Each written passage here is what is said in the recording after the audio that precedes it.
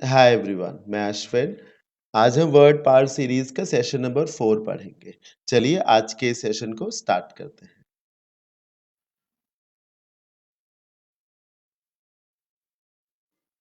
जी, आप मुझे फॉलो कर सकते हैं टेलीग्राम चैनल पे। मैं टेलीग्राम चैनल है अश्विन क्लासेस फॉर इंग्लिश के नाम से, और जो मेरा ट्विटर आईडी है वो आपके सामने है। टेलीग्राम चैनल को ज़रूर जॉइन कर लें, क्योंकि जो भी सेशंस हैं यूट्यूब के, उन सभी का पीडीएफ डॉक्यूमेंट आपको इस टेलीग्राम चैनल पे मिल जाता है। चलिए सेशन को स्टार्ट करते हैं। पहला हाफ है वर्ड मीनिंग्स का, इसे पढ़ते हैं। जी, सामने स्क्रीन पे आपको आज के सेशन का पहला वर्ड मिल रहा है, जो कि है इनक्विजिटिव। इनक्विजिटिव एक पॉजिटिव वर्ड है। पहली बात, ये जानना बहुत ज़रूरी होता है कि आप जिस वर्ड को पढ़ने जा रहे हो उसका कॉन्टेक्स्ट क्या है, पॉजिटिव या नेगेटिव। तो आई टेल यू कि इनक्विजिटिव एक पॉजिटिव वर्ड है। आखिर में आईवीई लगा है, जिसकी वजह से ये एक एडजेक्टिव भी है। मीनिंग है ईगर फॉर नॉलेज या फिर क्यूरियस। अब आप इस वर्ड को देखिए, क्यूरियस। क्यूरियस होना अच्छी बात है ना, आप जानना चाहते हैं कि वहाँ क्या रखा हुआ है, आपने क्या कहा है, आपकी पॉकेट में क्या है ना? क्यूरियस बच्चे ऐसे ही तो होते हैं। इनक्विजिटिव को कैसे समझेंगे? आप इसे इंक्वायरी से रिलेट करिए। इंक्वायरी की स्पेलिंग इनक्विजिटिव के इर्द-गिर्द ही है। इंक्वायरी करने का मतलब है पूछताछ करना, जानकारी करना, ये जानने की कोशिश करना कि क्या हो रहा है, क्या नहीं हो रहा है। तो बस वहीं से इनक्विजिटिव हो जाएगा, जो ये जानना चाहता हो कि इस बैग में क्या रखा हुआ है, इस बॉटल में क्या है, आपकी पॉकेट में क्या है, क्या कहा है उसने, इनक्विजिटिव होना उसको कहते हैं। देखिए लॉजिक है, क्यूयूआई एक रूट वर्ड है। क्यूयूआई एक रूट वर्ड है, जिसका मतलब होता है शांत। इसी से क्वाइट बनता है, समझ रहे हैं ना? इसी से बहुत सारे वर्ड्स बनते हैं। अक्वीज़ बनता है, अक्वीज़न्स बनता है, अक्वीज़ेंट बनता है, इंक्वायरी बनता है। अब क्यूयूआई का मतलब शांत, यानी कुछ जानना ही नहीं चाहते हैं आप, और जब आईएन लगेगा यानी कि आप जानना चाहते हैं कि क्या है। तो इनक्विजिटिव एक पॉजिटिव वर्ड है। ऐसे बच्चों के लिए, ऐसे लोगों के लिए यूज़ किया जाता है जो जानना चाहते हैं हर चीज़ को। एग्ज़ाम्पल देखिए, The inquisitive little boy would not stop asking his parents questions. हाँ, छोटे बच्चे आजकल के ऐसे ही होते हैं, ऐसा ही होना चाहिए। एक छोटा-सा बच्चा स्वभाव से इनक्विजिटिव होता है, जिसके चलते वो अपने पेरेंट्स से बात-बात पे सवाल पूछता ही रहता है। अगला एग्ज़ाम्पल है, inquisitive people are usually the ones. ये जो इनक्विजिटिव पीपल हैं, यही हैं वो लोग who make the most exciting discoveries. अब आप समझिए, इनक्विजिटिव लोग जो हैं डिस्ट्रक्शन नहीं करते, एक तरीके से समाज में नई नई चीजों को डिस्कवर करते हैं। साइंटिस्ट आर वेरी इनक्विजिटिव, समझ रहे हैं? तो इनक्विजिटिव होना अच्छी बात है। Synonyms curious, eager, investigative nature का होना।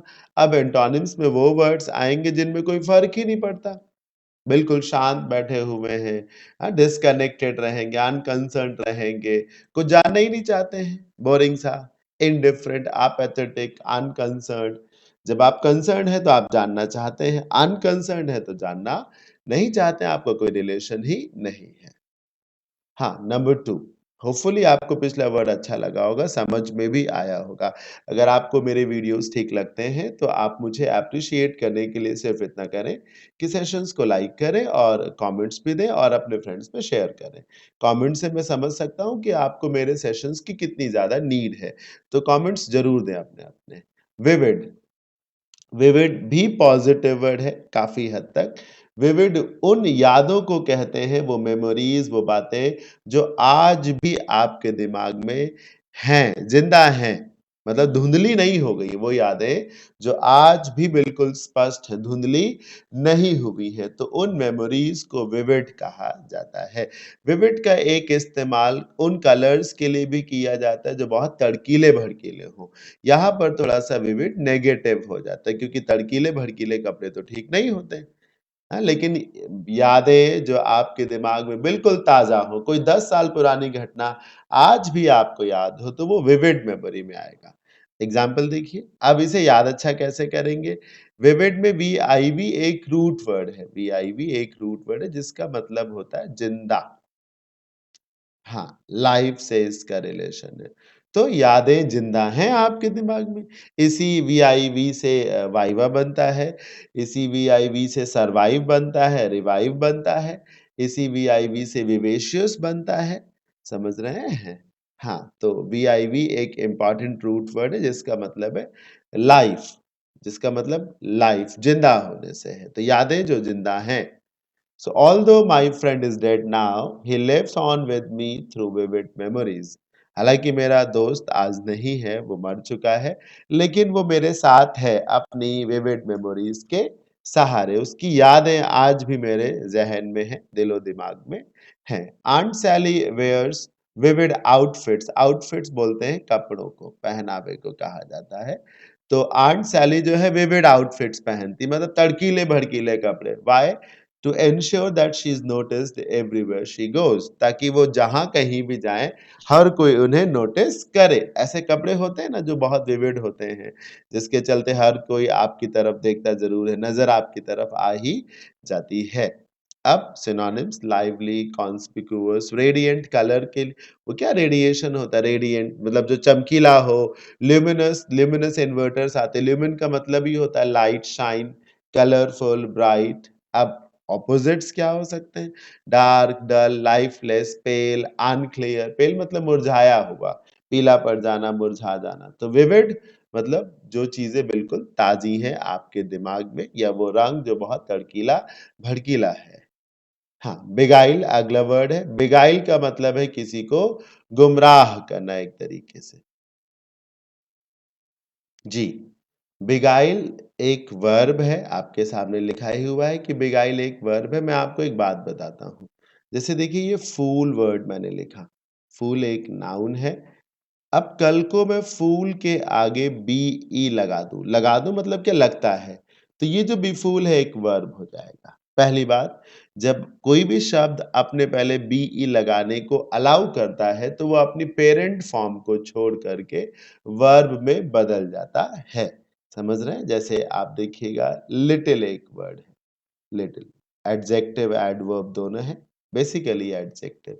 अब कल को आप अगर लिटिल के आगे बी ई लगा दे, और लगाएंगे, लग सकता है लिटिल के आगे, तो ये बी लिटिल एक वर्ब हो जाता है। सिमिलरली गाइल का मतलब होता है छल, पहनावा भी गाइल को कहते हैं। देखिए किसी को छलने के लिए पहनावे की बड़ी महत्वता है ना? आपने ऐसे कपड़े पहन लिए कि पता नहीं चल रहा है कि आप चोर हैं कि पुलिस है, आदमी है कि औरत है। तो गाइल का मतलब ट्रिक से होता है, समझ रहे हैं? कॉन्स्पिरेसी से हो सकता है, चाल से हो सकता है, छल से, कपट से हो सकता है। तो बेगाइल क्या है? किसी के साथ छल कपट करना। छल कपट कैसे करेंगे? पहले उसको अपनी चिकनी-चुपड़ी बातों में फँसाएँगे, उसका विश्वास जीतेंगे, फिर उसे लात मार देंगे। यही तो तरीका है। तो बेगाइल करने का मतलब है किसी को अपनी ओर अट्रैक्ट करना। अट्रैक्ट इसलिए नहीं करना कि आप उसकी हेल्प करना चाहते हैं, अट्रैक्ट इसलिए करना ताकि आप उसे नुकसान पहुँचा सकें। जैसे कि वो जो रामायण में एक प्रसंग है ना कि सोने का हिरन दिख जाता है सीता जी को, तो वो बेगाइल करने के लिए आता है। उसी के आगे फिर ही तो सीता का हरण हो जाता है। तो बेगाइल जो चीज़ें करती बहुत लुभावनी लगती हैं। और वो अच्छी नहीं होती, हाँ? क्योंकि उससे आपको नुकसान ही होता है। जैसे आप गुलाब के फूल को देखिए, वो आपको बेगाइल करता है, जिसके चक्कर में आप उसे जो है इतना सुंदर लगता है, इतना महकता है कि आप उसे फिर छूने चलते हैं तो उसके अगल-बगल जो काँटे होते हैं, जो प्रायः छिपे रहते हैं, वो फिर आपके लग जाते हैं। तो बेगाइल का मतलब ये है। नेगेटिव वर्ड है। गाइल से याद रखिए, गाइल छल, कपट, पहनावा, चाल।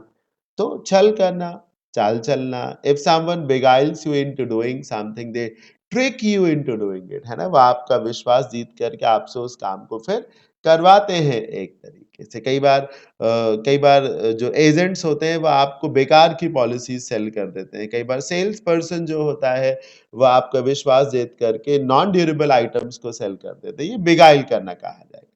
The teenager was beguiled by the prostitute's smooth talk.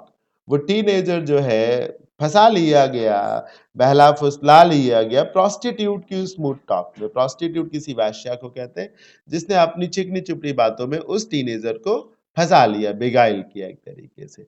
The casting director, casting director उसको बोलते हैं जिसका काम होता है फिल्म में ये चुनना कि किसको कौन सा रोल दिया जाएगा। वुड बेगाइल, ये जो वुड बेगाइल लिखा है ये पास्ट की ट्रेंड को दिखा रहा है, पास्ट की हैबिट को। ऐसा वो करता था, किसको? स्ट्रगलिंग आर्टिस्ट को बेगाइल करता था, उनको बोलता था कि हाँ, मेरे से कॉन्टैक्ट करिए, मैं आपको जो है अच्छी-अच्छी, बड़ी-बड़ी फ़िल्मों में रोल दिलाऊँगा और जिसके लिए वो उनसे अच्छे खासे पैसे चार्ज करता था। Into paying him huge money in exchange of roles in movies. वो कास्टिंग डायरेक्टर स्ट्रगलिंग आर्टिस्ट को बोलता था कि आप मुझे इतना रुपए दो, मैं आपको अच्छे प्रोडक्शन की मूवी में जो है रोल ऑफ़र कराऊँगा। ऐसा वो करता नहीं था, इसलिए कहा जाएगा कि वो बेगाइल करता था। ल्योर करना, लुभाना, अट्रैक्ट, बिविच, डिसीव, हुडविंक, होक्स, है ना? इन सब का मतलब ये होता है धोखा देना, अपनी ओर खींचना एक तरीके से। डिस्ट्रैक्ट करने का मतलब है तो दूर कर देना। अलर्ट करना, एनलाइटन मतलब आँखों पर जो पट्टी बंधी है, उस पट्टी को हटाना, ताकि सच आपको पता चल सके। तो बेगाइल मतलब किसी को अपनी चिकनी-चुपड़ी बातों में, अपने लुभावने अंदाज़ में फँसा लेना एक तरीके से। अगला वर्ड है ह्यूमंगस। ह्यूमंगस का मतलब होता है बहुत बड़ा। इसको बोलने से देखिए ह्यूमंगस, आप इसे क्यों नहीं ह्यूज से रिलेट कर लेते? कितना सरल है ह्यूज और ह्यूमंगस, ह्यूज, ह्यूमंगस लो याद हो जाएगा। ह्यूज मतलब विशालकाय, बड़ा। तो कोई भी जगह, कोई भी कमरा, कोई भी बिल्डिंग, कोई इमारत, कोई भी ग्राउंड, है ना? जो बहुत बड़ा हो उसे ह्यूमंगस कहा जा सकता है। टू लार्ज, वेरी बिग जिसको कह सकते हैं। जो विलास होते हैं वो ह्यूमंगस होते हैं। Rich people across the world live in humongous houses. अमीर अमीर लोग बहुत बड़े बड़े घरों में रहते हैं ना। They live in humongous buildings. Such A humongous shopping mall it is. कोई शॉपिंग मॉल आपने देखा बहुत ही ज्यादा बड़ा हो, बहुत ज्यादा ही बड़ा हो, तो ह्यूमंगस हुआ। जैसे लखनऊ में जनेश्वर मिश्र पार्क है, बहुत बड़ा है, तो it is a humongous park. समझ रहे हैं? बड़ा, बहुत विशालकाय। ह्यूमंगस को ह्यूज से रिलेट कर लीजिए, things will be easier than. Massive, huge, enormous, ट्रेमेंडस, whopping. Whopping victory को कहा जाता है अक्सर, मतलब भारी अंतर से। समझ रहे हैं? जैसे किसी ने 20 ओवर्स में बनाए 180, दूसरी टीम ने 20 ओवर्स में 90 ही स्कोर किया। तो 180 जिसने बनाया वो सिर्फ विक्ट्री नहीं है, वो वोपिंग विक्ट्री है। वॉल्यूमिनस जिसका आयतन बहुत ज्यादा हो, बहुत कुछ समा सकता हो जिसमें। अब एंटोनिम्स में वो वर्ड्स आएंगे जिनका मतलब होता है छोटा छोटा, जैसे टिनी, मिनिएचर, माइन्यूट, मिनिस्क्यूल, है ना? ये देखिए MIN एक रूट वर्ड है जिसका मतलब ही होता है छोटा अथवा कम। इसी तो मिनिमम बनता है, मिनिमल बनता है। ये देखिए यहाँ भी लगा MIN, यहाँ भी लगा MIN, यहाँ भी लगा MIN, जिसका मतलब ही होता है छोटा अथवा कम। तो ह्यूमंगस मतलब बहुत ज्यादा बड़ा, बहुत विशालकाय जिसको कह सकते हैं। हाँ, अब अगला वर्ड काउंटरमैंड है, जो कि वर्ड पार्ट सीरीज का लास्ट वर्ड होगा। काउंटरमैंड एक वर्ब है जिसका मतलब होता है किसी ऑर्डर को कैंसिल करना, मतलब कोई ऑर्डर दिया गया हो फिर उस ऑर्डर को रद्द कर देना, तो काउंटरमैंड करना कहा जाता है। समझ रहे हैं? जैसे अभी देखिए अभी तकरीबन कुछ दिन पहले ही फाइनेंस मिनिस्ट्री ने एक स्टेटमेंट जारी किया था जिसमें स्मॉल सेविंग्स में रेट ऑफ इंटरेस्ट कम कर दिया था, लेकिन 24 आवर्स के भीतर उन्होंने उस ऑर्डर को वापस ले लिया। आप कह सकते हैं कि उन्होंने उस ऑर्डर को काउंटरमैंड कर दिया। समझ रहे हैं? हालांकि उन्होंने बोला कि ये गलती हो गई है हमसे, लेकिन अगर ऑर्डर वापस लिया है तो काउंटरमैंड करना कह सकते हैं। देखिए मैंड एक रूट वर्ड है जिसका मतलब ही होता है ऑर्डर। इसी से बनता है मैंडेटरी, इसी से बनता है मैंडेट, जनादेश। अभी चुनाव होने वाले हैं, जो लोग जीतेंगे उन्हें मैंडेट मिलेगा। मैंडेट को बोलते हैं जनादेश, और जनादेश को अगर आप ब्रेक करेंगे तो जन प्लस आदेश, आदेश मतलब ही ऑर्डर हो गया। तो मैंड मतलब ऑर्डर, इसी से मैंडेट बनता है, मैंडेटरी बनता है, रिमांड बनता है, डिमांड बनता है, कमांड बनता है, रेप्रीमैंड बनता है, और फिर काउंटरमैंड तो बन ही जाता है। तो किसी ऑर्डर को कैंसिल कर देना। अब मैंड मतलब ऑर्डर, काउंटर मैंड मतलब कैंसिल करना। कैसे वो, ये देखिए काउंटर, काउंटर का मतलब क्या होता है? जवाब देना। जैसे किसी ने आप पे अटैक किया, आपने काउंटर अटैक कर दिया, जवाबी हमला कर दिया। तो मैंड में एक ऑर्डर आया, आपने उसके जवाब में एक दूसरा ऑर्डर दे दिया, मतलब उस ऑर्डर को कैंसिल कर दिया। किसी ने कोई ऑर्डर पारित किया, आपने उस ऑर्डर के जवाब में दूसरा ऑर्डर दे दिया, मतलब अब वो ऑर्डर खत्म हो गया। जैसे बोली लगाई गई हो, तो किसी ने एक जमीन के लिए बोली लगाई 5 लाख, दूसरे व्यक्ति ने लगा दी 5.5 लाख, तो 5 लाख वाली बोली खत्म हो गई ना फिर अब। तो काउंटरमैंड किसी ऑर्डर को नलीफाई कर देना। The government's decision to countermand prohibition, सरकार ने पहले प्रोहिबिशन को बोला होगा कि रहेगा, और फिर कुछ वक्त के बाद सरकार ने प्रोहिबिशन का जो ऑर्डर था कि शराब नहीं बिकेगी, लोग शराब नहीं पिएंगे, उस ऑर्डर को काउंटरमैंड कर दिया, वापस ले लिया। इससे क्या हो जाएगा, अल्कोहल ड्रिंकर्स बहुत ज्यादा खुश हो जाएंगे ना, अच्छी बात हो गई एक तरीके से। After learning that his troops would be outnumbered in battle, outnumber करने का मतलब है किसी को हरा देना, संख्या बल में किसी पर भारी पड़ जाना, नंबर मतलब संख्या, outnumber आपकी संख्या दूसरे से ज्यादा हो गई। In battle, the colonel decided to countermand the order and return to camp. जब उसे कर्नल को पता चला कि उसका जो सैन्य बल है उसकी संख्या कम है या कम इक्विप्ड है वो, तो और बैटल में हार जाएगी उसकी सेना, तो कर्नल ने ये डिसीजन लिया कि वो अपने ऑर्डर को वापस लेता है। कौन सा ऑर्डर, कि हम लड़ेंगे, तो अब हम नहीं लड़ेंगे, है ना, वापस कैंप की तरफ लौटा है। रिवोक करना, रिसेंट करना, रिपील करना, अबॉलिश किसी व्यवस्था को खत्म कर देना, सेट असाइड दरकिनार कर देना, ये सब सिनोनिम्स हो गया। अब ऑपोजिट में कौन से वर्ड्स आएंगे, वो वर्ड जिनका मतलब लागू कराने से होगा, पुनः लागू कराने से होगा। तो री एनफोर्स हो सकता है, रीइटरेट हो सकता है, इनैक्ट हो सकता है, प्रोमलगेट हो सकता है, इन सब का मतलब लागू कराने से होता है। तो काउंटरमैंड का मतलब है किसी ऑर्डर को कैंसिल कर देना। अब हम सेकंड सेगमेंट की तरफ चलते हैं। होपफुली आप सबको सेशन अच्छा लग रहा होगा, तो प्लीज वीडियो को लाइक करें और फिर अपने अपने ग्रुप्स में इसे शेयर भी करें। और जब वीडियो देखना बंद करें, ओवर करें, तो प्लीज एक रेलेवेंट कमेंट भी पोस्ट करें, ताकि पता चले कि आपने इस सेशन को कितना एंजॉय किया है।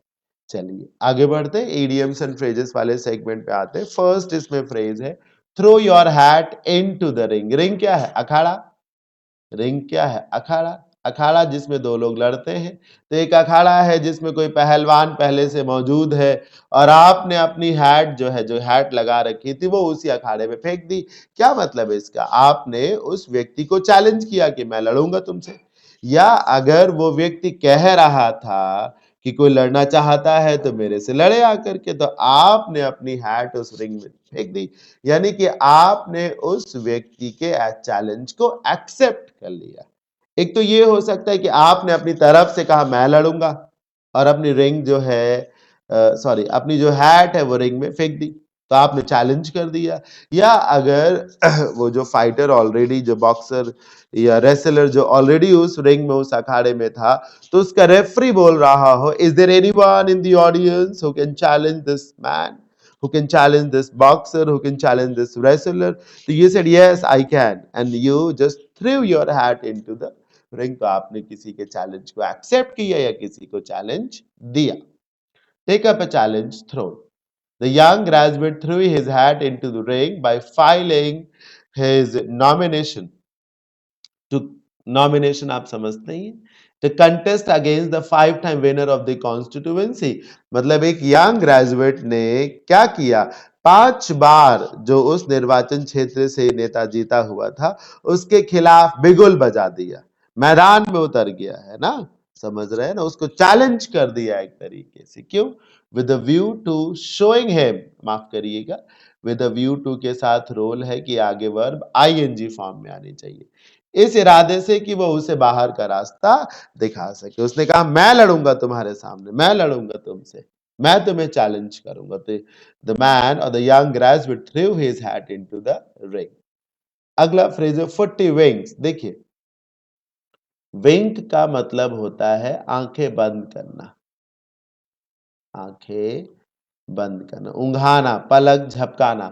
विंक का मतलब होता है ध्यान ना देना, अनदेखा कर देना। अनदेखा कैसे करेंगे, आप दाएं बाएं देखने लगेंगे, नीचे देखने लगेंगे, आंखें बंद कर लेंगे, यही तो तरीका है अनदेखा करने का।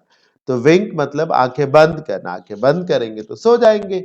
फुट्टी विंक्स का मतलब होता है नींद लेना। क्या, नींद लेना, लेकिन कैसी नींद, कैसी नींद, वो नींद जिसे हम झपकी कहेंगे। क्या कहेंगे, झपकी कहेंगे। तो थोड़ी देर के लिए सो जाना। क्या मीनिंग है? थोड़ी देर के लिए सो जाना। फुटी विंग्स, विंग से याद रखिए सर। हाँ, फ्रेज के रूप में विंक पूछा जाता है। विंक एट एक फ्रेज भी जिसका मतलब है आंखें बंद कर लेना, इग्नोर कर देना, अनदेखा कर देना। तो फुटी विंग्स नींद झपकी। अ शॉर्ट स्लीप और नैप, नैप का मतलब ही होता है झपकी, कुछ देर के लिए सोना। I am in the habit of taking फुटी विंग्स आफ्टर लंच। बहुत से लोग ऐसे होते हैं जो दोपहर का भोजन करने के बाद झपकी जरूर लेते हैं, 10 मिनट की, 5 मिनट की, 15 मिनट के लिए सोते हैं, आराम करते हैं। तो फुटे विंग्स मतलब कुछ देर के लिए सो जाना। आगे बढ़ते हैं, नंबर 3 पे आते हैं। स्लिप ऑफ द टंग, बड़ा सरल है ये फ्रेज। स्लिप मतलब चीजें हाथ से फिसल गई। यहां हाथ से नहीं फिसली, जुबान से फिसल गई है। तो आपने जाने अनजाने में कुछ गलत बोल दिया है, आपत्तिजनक बोल दिया, कुछ ऐसा बोल दिया है जिससे सामने वाला व्यक्ति आपसे रूठ सकता है, नाराज हो सकता है, दुखी हो सकता है। ऐसा भी हो सकता है कि आपके लिए हानिकारक भी हो सकता है। कोई भूल कर देना एक तरीके से, समझ रहे हैं ना? तो स्लिप ऑफ द टंग जिसको कह सकते हैं, भूल कर देना, अनजाने में, है ना? गलती से कोई गलती कर देना। क्या कहा मैंने? गलती से कोई गलती कर देना, वो भी बोलने में, क्योंकि टंग का मतलब जुबान, जुबान से गलती हुई मतलब क्या? लिखने में थोड़ा ना हो गई, बोलने में हो गई। तो बोलने में कोई भूल हो गई है, त्रुटि हो गई है।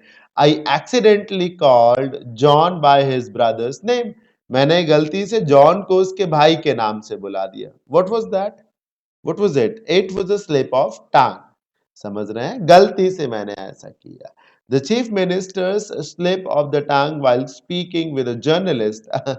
ये अभी लेटेस्ट का सेंटेंस है। अभी भी एनआई को इंटरव्यू देते हुए हमारे यूपी स्टेट के chief minister mister Yogi Adityanath ने कुछ आपत्तिजनक अभद्र शब्दों का इस्तेमाल किया, जिसपे ये भी बाद में बताया गया कि ये फेक वीडियो है। हालांकि ये बाद में प्रूव होता है कि वो फेक वीडियो नहीं था, है ना? फैक्ट चेक से पता चलता है। कैसा भी हो, मैंने एक स्टेटमेंट के रूप में आपको बताने के लिए इसका इस्तेमाल किया है। What is right, what is wrong, वो तो इन्वेस्टिगेशन कर रही एजेंसीज है। The chief minister's slip of tongue while speaking with a journalist has gone viral over social media platform. भूलवश उन्होंने अभद्र या आपत्तिजनक शब्दों का इस्तेमाल कर दिया था, और फिर ऐसी चीजें वायरल तो हो ही जाती है ना। अगला फ्रेज है in the nick of time. Nick का मतलब ही होता है छोटा सा टुकड़ा, छोटा सा टुकड़ा मतलब पैच जिसको कह सकते हैं, एक स्मॉल चीज, कुछ भी, एक छोटे से कट को निक कहते हैं। समझे? जैसे ये मान लीजिए टॉवेल है, अब इसमें यहां पर हल्का सा कट है, वो निक है, छोटा सा। क्या? छोटा सा। तो in the nick of time मतलब थोड़े ही समय में, छोटे ही समय में, ज्यादा टाइम ही लगेगा किसी भी काम को बिल्कुल कम समय में करना। हालांकि इसका इस्तेमाल ज्यादा होता है एंड मौके पे करना, समझ रहे? एंड मौके पर किसी काम को करना, जिससे ऐसा ना हो कि मौका आपके हाथ से निकल जाए। In the nick of time, समझ रहे? आप जैसे एक रेलवे क्रॉसिंग को पार कर रहे हो और आपने देखा कि जो जो गेट कीपर है ना, वो गेट को बंद कर रहा है, तो आपने अपनी साइकिल, बाइक या कार की स्पीड को हल्का सा बढ़ाया और आप जो है पार कर गए, और जैसे आपने पार किया देखा कि गेट जो है लॉक हो गया। तो you crossed it in the nick of time, मतलब बिल्कुल अभी 1 सेकेंड पीछे रह जाते तो फिर 10 मिनट का वेट करना पड़ जाता। At the last possible moment before a deadline और बिफोर समथिंग बिगिंस और एंड्स, जस्ट इन टाइम, है ना? डेडलाइन से ठीक पहले या किसी चीज के शुरू होने के ठीक पहले, समझ रहे हैं? आप मतलब ट्रेन में चढ़े in the nick of time, जैसे आप चढ़े तुरंत ट्रेन चल दी। The injured patient was taken to hospital in the nick of time, otherwise he could have died. बिल्कुल समय रहते, समय पर, मौके पर उसे पहुंचा दिया गया, otherwise he would have died. That car moved off the track in the nick of time, another moment, and the train would have smashed into it, है ना? एक कार जो है ट्रैक पे खड़ी थी, फिर मतलब जो है पार कर गई बिल्कुल एंड मौके पे। आप बोलते हैं ना, 1 सेकेंड की भी देरी हो जाती तो जो ट्रेन आ रही थी वो स्मैश कर देती, है ना? तो 1 मिनट की भी देरी ना हो पाए, मतलब एंड मौके पर जिसको कहा जा सकता है। लास्ट फ्रेज है आज के इस क्लास की, रेड हेरिंग। रेड हेरिंग, ये जो वर्ड आप देख रहे हैं, ये एक फिश को कहते हैं। रेड हेरिंग एक फिश को कहते हैं, है ना? जिसका इस्तेमाल जो है कंफ्यूज करने के लिए किया जाता है। कैसे? स्मोक्ड फिश मतलब जैसे हल्का सा उसे बॉयल किया गया हो, जिसके चलते देखिए फिश में एक स्मेल आती है, फिश में एक स्मेल आती है, ऐसे भी आती है और अगर उसे स्मोक करेंगे, पकाएंगे तो एक स्मेल आएगी। जिससे क्या होता था कि पहले के समय में जो हंटिंग डॉग्स होते थे या स्निफर्स होते थे मान लीजिए, तो जैसे उस पता चले कि यहाँ पर कुछ है, तो अगर रेड हेरिंग का यूज किया जाएगा तो वो उन्हें बेगाइल करेंगे, उन्हें किसी और डायरेक्शन में लेकर के जाएंगे, क्योंकि उसकी एक स्मेल आएगी, उससे लगेगा उस कुत्ते को, उन डॉग्स को कि जो है लोग इधर हैं या फिर ये चीज इधर है, जबकि वो चीज उधर है ही नहीं, वो कहीं और है। एक तरीके से कुत्ते सूंघ करके पहुंचते हैं ना एक्सीडेंट सीन तक या साइड तक, तो अगर वो स्मेल किसी और डायरेक्शन से आ रही हो तो गुमराह ही तो हो जाएंगे। इन रेड हेरिंग्स का यूज जो है गुमराह करने के लिए, स्मोक करके इन्हें किसी तरफ रख दिया गया, लटका दिया गया, ताकि गुमराह किया जाए, जिसको कहा जा सके। जैसे कुत्ते के आगे आपने हड्डी डाल दी, उसको क्या है, आप उसे किसी लालच में फंसा ही तो रहे, गुमराह ही तो कर रहे हैं। A piece of information, suggestion और evidence introduce to draw attention away from the real issue, समझ रहे हैं ना? ऐसा ही करती है सरकारें जो है, रेड हेरिंग है ना, उटपटांग की बातें करती हैं ताकि अनएम्प्लॉयमेंट है, इन सारे मुद्दों पर, एजुकेशन है, हेल्थ है, इन प्रमुख मुद्दों पर जो है जनता बात ना कर सके, दंगा भड़काने का काम करती हैं, हिंदू मुसलमान करने का काम करती थी। ये क्या है? ये सब रेड हेरिंग्स के तरीके से इन इश्यूज को यूज किया जाता है। चुनाव के दौरान उटपटांग बातें कही जाती हैं। देखिए, the candidate use the religious persecution, persecution का मतलब होता है दमन, as a red herring to distract voters from real problems. मतलब कैंडिडेट ने ये बोला कि धर्म के आधार पर लोगों का शोषण हो रहा है, और इस बात को रेड हेरिंग के रूप में यूज किया लोगों को बांटने के लिए, ताकि वो जो वास्तविक समस्याएं हैं अनएम्प्लॉयमेंट की, इन्फ्लेशन की, कि महंगाई बहुत ज्यादा है, बेरोजगारी बहुत ज्यादा है, शिक्षा का स्तर बहुत खराब है, तो लोग इन वास्तविक समस्याओं पर सवाल ना करें, बात ही ना पूछे, है ना? समझ रहे हैं? रिलीजियस परसिक्यूशन की बात आप करो, घुसपैठ की बात आप करो, तो detective was earlier following a red herring. Detective जो किसी केस की जांच कर रहा, पहले वो गलत रास्ते पे था, उसको लगा होगा कि ये बात सही है, कोई उसको क्लू मिला होगा, कोई एविडेंस मिला होगा, किसी ने कोई स्टेटमेंट दिया होगा, लेकिन वो सब झूठ होगा। तो पहले वो रेड हेरिंग को फॉलो कर रहा था, लेकिन अब he is on the right track. तो इस तरीके से ये वर्ड पार का सेशन नंबर 4 भी ओवर होता है। कैसा लग रहा है आपको ये सेशंस, ये सीरीज कितनी हेल्पफुल आपके लिए हो रही है? मुझे ज़रूर इन्फॉर्म करें। बहुत जल्द जो है मॉक टेस्ट की एक सीरीज मैं लॉन्च करूँगा, बहुत जल्द, मतलब बहुत जल्द, आप समझिए। तब तक मौज करिए, खेलिए, कूदिए, पढ़िए और खुश रहिए। Thank you so much. Bye bye, take care.